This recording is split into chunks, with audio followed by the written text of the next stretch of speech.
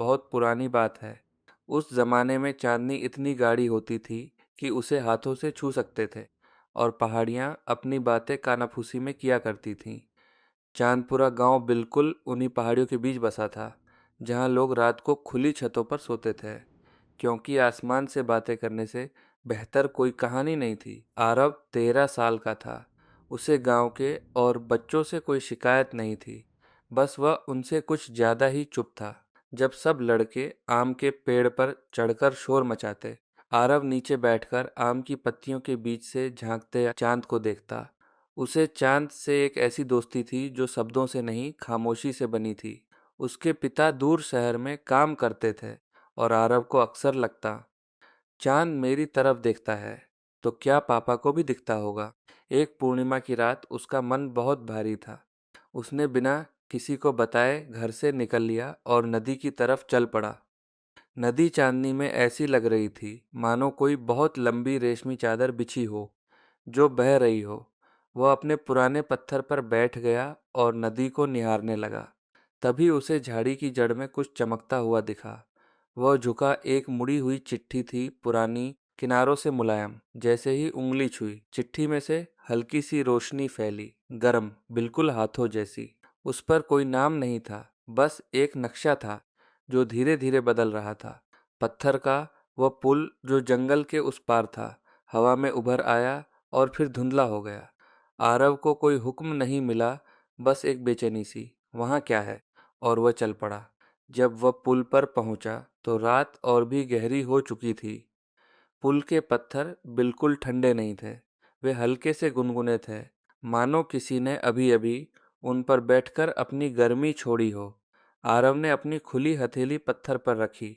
उसे कुछ सुनाई दिया, बहुत ही धीमी, बहुत ही पुरानी आवाज़, कदमों की, दर्जनों सैकड़ों कदमों की, जो कभी इस पुल पर चले थे। कोई नंगे पांव, कोई जूतों के साथ, कोई दौड़ता हुआ, कोई लंगड़ाता हुआ। आरव ने अपनी आंखें बंद कर ली। उसे किसी की हंसी सुनाई दी, एक छोटी बच्ची की, जो शायद 100 साल पहले इसी पुल पर खेल रही थी। और फिर एक रोना किसी और का, जो बहुत दूर जा रहा था। पुल को सब कुछ याद था। वह सिर्फ पत्थरों का ढांचा नहीं था, वह गांव का बहुत पुराना दिल था, जो हर आने जाने वाले को अपने भीतर संजोए हुए था। आरव पुल के बीचों बीच लेट गया। उसने ऊपर आसमान देखा। पुल के पत्थरों की गर्मी उसकी पीठ में उतर रही थी।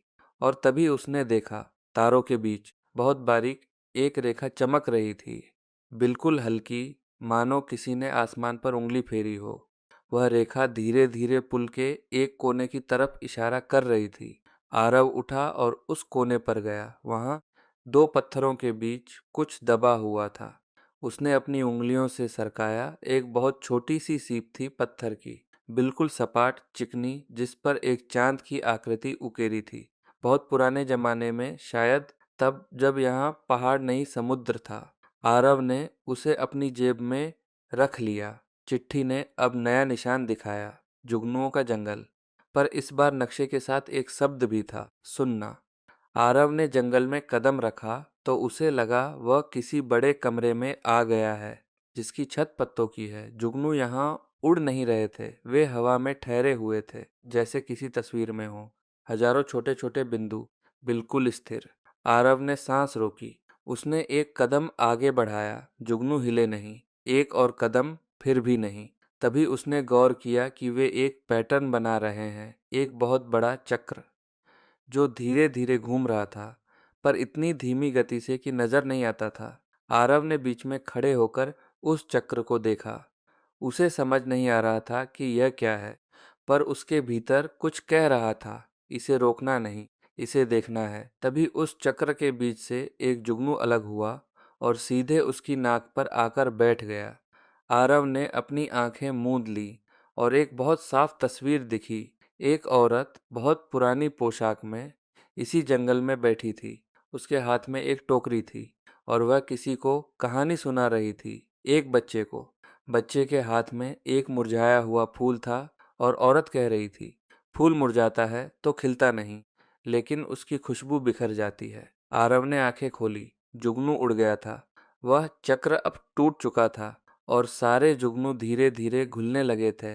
ऐसे जैसे कोई पानी में स्याही घोल दे। जंगल अब खाली था, बस पेड़ और चांदनी।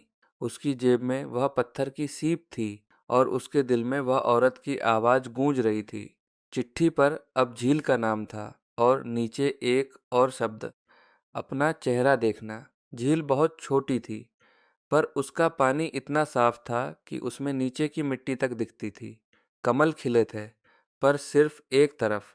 दूसरी तरफ पानी बिल्कुल सपाट था, दर्पण की तरह। आरव ने उस सपाट पानी के किनारे घुटने टेके। उसने झांका, उसे अपना चेहरा दिखा, बिल्कुल साफ, बिल्कुल ठीक। पर उसी पानी में उसके चेहरे के बराबर एक और परछाई उभरी। उसके पिता का चेहरा था, ठीक वैसे ही जैसे उनकी तस्वीर में होता है। पिता वहाँ नहीं थे, पर उनका चेहरा पानी में था। वह हंस रहे थे, फिर चेहरा धुंधला हुआ और उसकी जगह एक बहुत छोटा सा कागज का टुकड़ा पानी में तैरने लगा। आरव ने उसे निकाला। उस पर बहुत पुरानी लिखावट थी, बिल्कुल फीकी, पर पढ़ी जा सकती थी।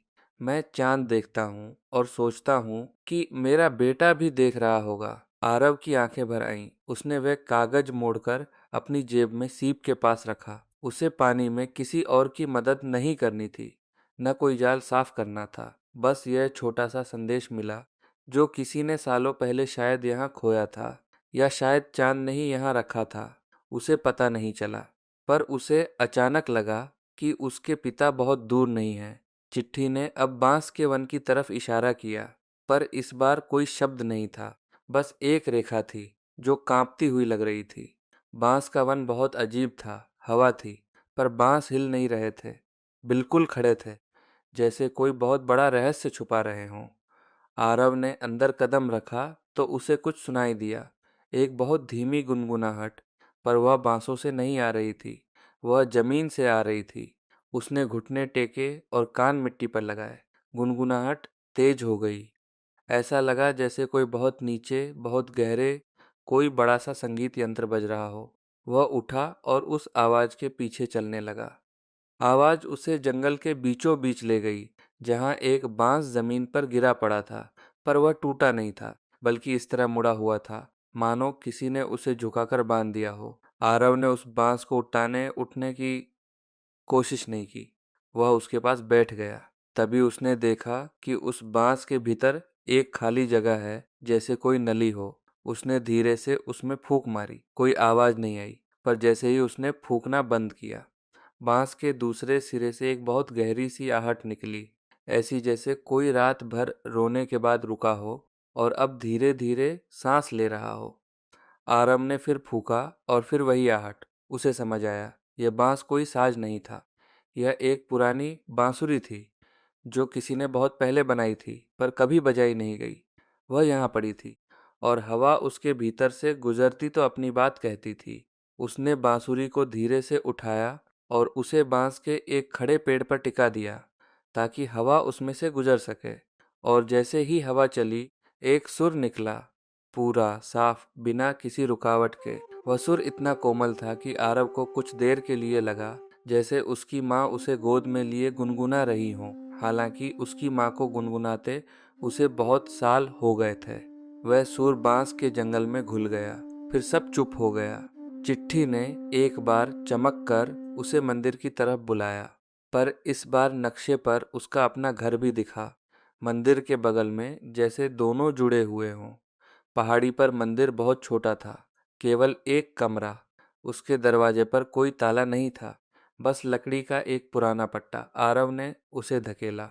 अंदर अंधेरा था, पर फर्श पर चांदनी की एक पतली सी रेखा पड़ी थी, जो दीवार पर एक खड़ी जगह को रोशन कर रही थी। आरव ने अपनी जेब से सीप निकाली। उसके हाथ में पिता का वह पुराना कागज भी था। उसने उन्हें फर्श पर रखा और फिर उसने अपनी चिट्ठी खोली। उसने ध्यान से देखा। चिट्ठी के किनारे पर कुछ बारीक बारीक अक्षर थे, जो उसे पहले नहीं दिखे थे। उसने पढ़ा, आरव, यह चिट्ठी तूने खुद लिखी है। उसे समझ नहीं आया। उसने फिर पढ़ा, जब तू बहुत छोटा था, तूने एक रात चांद से कहा था, मुझे एक चिट्ठी भेज देना ताकि मुझे पता चले कि मैं अकेला नहीं हूँ। और चांद ने यह चिट्ठी तुझे आज के लिए बचा कर रखी। पर यह चिट्ठी मेरी नहीं है, यह तेरी अपनी इच्छा है। आरव ने गहरी सांस ली। उसे पल पल सब याद आने लगा, वह रात जब वह रोया था और चांद को पुकारा था। उसके पिता दूर थे, उसकी माँ चुप थी, और उसने सोचा था, काश कोई मुझे बताए कि मैं गलत नहीं हूँ। और आज उसी चांदनी में वह जवाब पा रहा था। पर यह कोई बाहरी जवाब नहीं था, यह उसका अपना ही दिल था जो अपनी ही आवाज़ सुन रहा था। बस उसे इतनी दूर तक चलना पड़ा यह समझने के लिए कि उसके भीतर ही सब कुछ था। चिट्ठी के आखिरी शब्द बिखरने लगे। चांद तेरा दोस्त है, पर उसे तूने खुद बनाया है, अपनी उदासी को बांधकर, अपनी खुशी को खोलकर। और चिट्ठी फिर से पिघल गई, रोशनी की तरह, बिना किसी धमाके के। बस एक गहरी गुनगुनाहट जो आरव के कानों में उतर गई, बिल्कुल उसी बांसुरी की तरह जिसने हवा को अपना रास्ता दिखाया था। आरव मंदिर में बैठा रहा। उसके पास अब कोई जादुई चिट्ठी नहीं थी, कोई नक्शा नहीं था। उसके हाथ में वह सीप थी और जेब में कागज का टुकड़ा। इन दो चीज़ों के अलावा उसके पास कुछ नहीं था। पर उसे लगा जैसे उसके पास सब कुछ है, क्योंकि उसने अपनी ही उदासी को पहचान लिया था और उसे पता था कि वह उससे बड़ा है। वह मंदिर से बाहर निकला। रात अब ढलने लगी थी। चांद उतर रहा था धीरे धीरे, जैसे कोई थका हुआ यात्री घर की तरफ लौट रहा हो। आरव ने रास्ता पकड़ा। वह पुल से गुजरा, जंगल से गुजरा, झील से गुजरा, बांस के वन से गुजरा। पर इस बार उसे कोई आवाज नहीं सुनाई दी, कोई जुगनू नहीं दिखा, कोई कमल नहीं खिला। सब सो रहा था, सब थक गया था, बिल्कुल उसी तरह जैसे वह थका हुआ था। पर उसकी थकान में दुख नहीं, बल्कि एक मीठा सा भारीपन था। गांव में उसका घर चुप था। दादी की खर्राटे आ रही थी। रसोई में दिया बुझ चुका था, पर उसकी चारपाई पर चांदनी अब भी पड़ी थी। आरव ने अपने जूते उतारे और चारपाई पर लेट गया। उसने सीप को तकिए के नीचे रखा और कागज को अपनी कमीज की जेब में दबा लिया। उसने छत की तरफ देखा। खिड़की से चांद का आधा टुकड़ा ही दिख रहा था, बाकी दीवार के पीछे छिप चुका था। पर वह जानता था, चांद कहीं गया नहीं है, बस थोड़ा झुका है। उसकी पलकें भारी होने लगी। उसने सोचा, आज मैंने जितना चांद देखा उतना शायद कभी नहीं देखा। पर सबसे अजीब बात यह है कि अब मैं उसे बिना देखे भी महसूस कर सकता हूँ। हवा ने पर्दे को हल्का सा हिलाया। वह हवा ठंडी नहीं थी, बल्कि ऐसी जैसे किसी ने बहुत दूर से उसे हाथ हिलाकर कहा हो, सो जा। आरव ने आंखें बंद कर ली। उसके कानों में अभी भी बांसुरी का वह सुर गूंज रहा था, धीमा, अनिश्चित, पर बहुत कोमल। और पानी में उसके पिता का वह चेहरा जो हंस रहा था, अब उसकी आंखों के सामने तैर रहा था। पर वह किसी दूर की झील में नहीं, बल्कि उसके दिल के बिल्कुल करीब था। नींद आ रही थी, आ रहा, जैसे कोई बहुत बड़ी, बहुत कोमल चादर उसे ढक रही हो।